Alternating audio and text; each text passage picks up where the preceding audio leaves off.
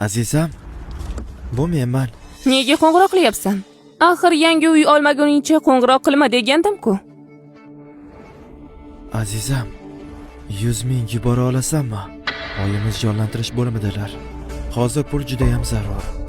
Nima, o'zingni puling yo'qmi? 580 ming to'y marosimiga ketdi. Yig'gan pullarim bir onda yo'q bo'lib ketdi. To'y marosimi, mashina, uy sotib oldim. To'y qildim, mashina va uy sotib olganimdan keyin barini sening nomingga o'tkazib berdim. Menga farqi yo'q. U pullarni hammasi meniki. Ishlatishga urinib ham o'tirman. Xo'p, mayli, ularni unutindi. To'ydan tushgan pullarchi? 400 ming bo'lsa ham bormi? Qarzga berib tursang bo'ladimi, ha? Tez orada qaytaraman. Albatta barini qaytaraman. Bema'nilikni bas qil. Mendan pul ola olmaysan. Voy, yo'q. Nima oyimizni o'lishiga qarab turasanmi endi? U seni onang, meniki emas. Nima qilsang ham o'zing hal qil.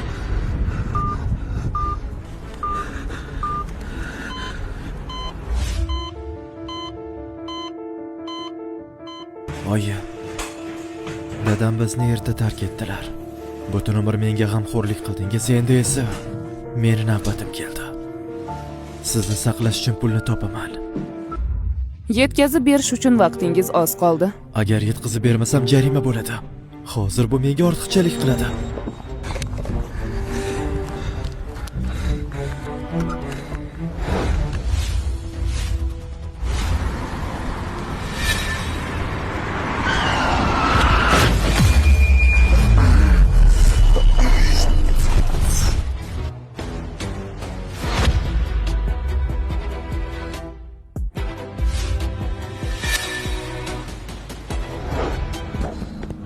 Ahvolingiz yaxshimi? Nima, miyam chayqaldimi? Nima?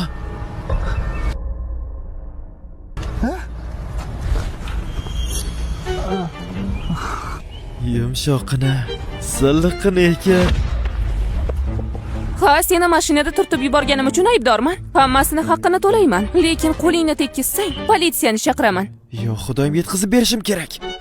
Ha, mayli, xavotir olmang. Arzimagan narsa bu. Ketavering. Hoy, ismingni aytib ketmaysanmi? Juda ham g'alati yigit ekan.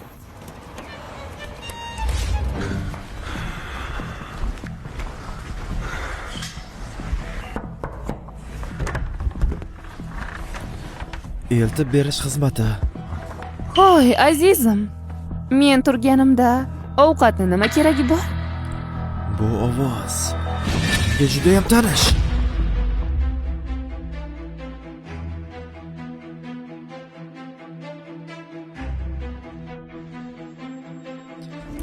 Yanshin Shang? Azizim, sen bu yerda nima qilyapsan?